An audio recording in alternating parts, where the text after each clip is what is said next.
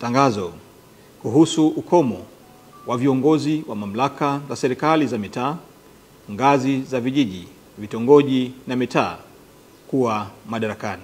Kwa kuwa kanuni ya 21 ya tangazo la serikali namba 572 ya tarehe 12 Julai 2024 na kanuni ya 22 ya tangazo la serikali namba 571, 573 na 574 ya tarehe 12 mwezi Julai mwaka 2024 zinatoa ukomo wa kuwa madarakani kwa mwenyekiti wa kijiji, wajumbe wa halmashauri ya kijiji, mwenyekiti wa kitongoji, mwenyekiti wa mtaa na wajumbe wa kamati ya mtaa katika mamlaka za wilaya, miji na mamlaka za miji midogo siku 7 kabla ya siku ya kuchukua fomu za kugombea uongozi, ili kuweka mazingira yatakayowezesha uchaguzi wa nafasi hizo kuwa wa demokrasia, huru na wa haki.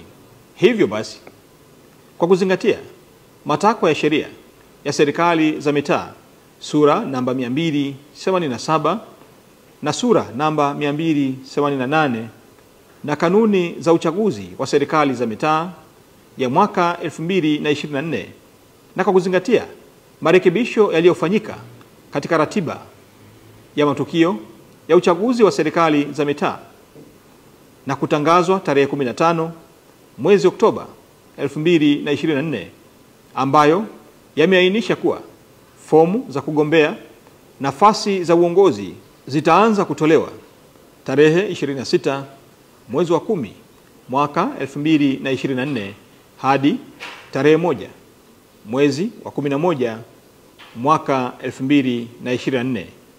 Hivyo inaelekeza ifuatavyo: 1.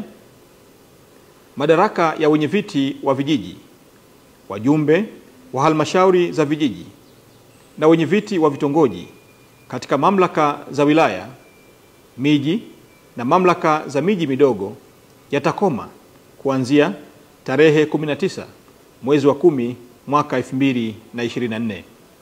Nafasi za viongozi hawa zitajazwa kufuatia uchaguzi utakaofanyika tarehe 27 mwezi wa 11 mwaka 2024. 2. Madaraka ya wenyeviti wa mitaa na wajumbe wa kamati za mitaa katika mamlaka za miji yatakoma kuanzia tarehe 19 mwezi wa 10 mwaka 2024.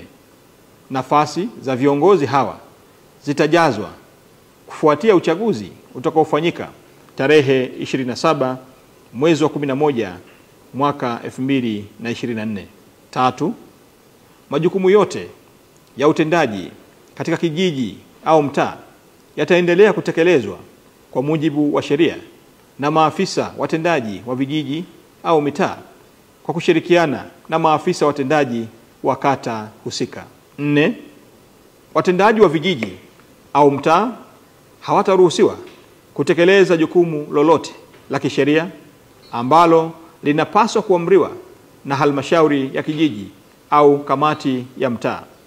Endapo kutakuwa na jambo ambalo haliwezi kusubiri mpaka serikali ya kijiji au kamati ya mtaa kuundwa, afisa mtendaji wa kijiji au mtaa husika ataliwasilisha jambo hilo kwa afisa mtendaji wa kata, ambaye atalazimika kuliwasilisha kwa mkurugenzi wa halmashauri husika ili kupata idhini ya kutekeleza jambo hilo.